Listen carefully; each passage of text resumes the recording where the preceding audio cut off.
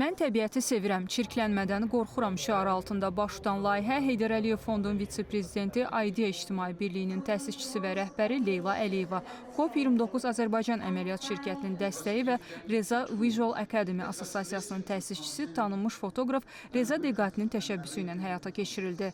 Artıq ikinci dəfədir keçirilən foto müsabiqənin məqsədi iqlim məsələləri ilə bağlı məlumatlığı artırmaq, eyni zamanda gəncləri təbiətin gözəlliyi, çirklənmə və iqlim dəyişmələrinin yaratdığı problemlərlə bağlı öz baxışlarını bölüşməyə dəvət etməkdir.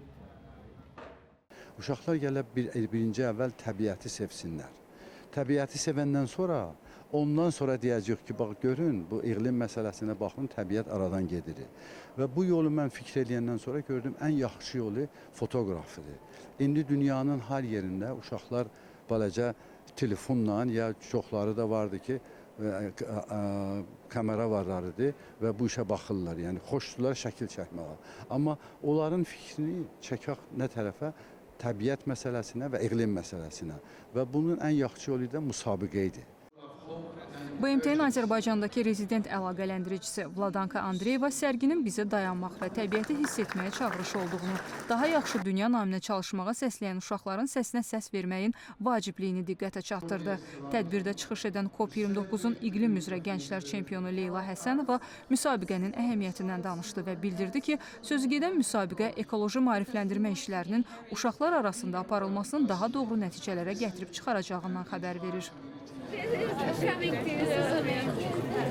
18 yaşadək uşaq və yeniyetmələr arasında keçirilən müsabiqəyə Azərbaycanla yanaşı Amerika Birləşmiş Ştatları, Almaniya, Birləşmiş Ərəb Əmirlikləri, Böyük Britaniya, Çin, Danimarka, Fransa, İsveçrə, İtaliya, Kanada, Norveç və digər ölkələrdən iştirakçı qatılıb. 50 ölkədən namizədlərin təqdim etdikləri fotolar iqlim dəyişmələri ilə bağlı məlumatlığın artırılması, problemin həlli yollarının vurğulanması və planetimizi qorumaq naminə məsuliyyət hissini bölüşmək kimi mövzuları əhatə edib.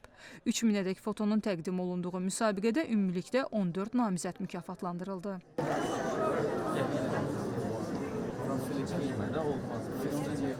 10-18 yaş arası Filippin, Şri Lanka və Maltadan olan 3 namizəd müvafiq olaraq 1-ci, 2-ci və 3-cü yerə layiq görüldü. Eyni kateqoriya üzrə Bangladeş, Böyük Britaniya, İran, İrlandiya və Myanmardan olan 5 fotoqrafa isə yaradıcı və düşündürücü foto şəkillərinə görə fəxri mükafatlar təqdim edildi. Tədbir çərçivəsində müsabiqənin Azərbaycanlı iştirakçıları da mükafatlandırıldı. Əsərimin adı Çiçəklərlə dolu dünyadır və mən düşünürəm ki, Azərbaycanın təbiəti bütün ölkələrin təbiətindən qat-qat üstündür və əsasən də Qarabağ ərazimizdəki təbiətimiz daha yaşıllıq və cazibədardır. Arzuların həyata keçməsi üçün yarpağın üzərində 3 deşik açdım.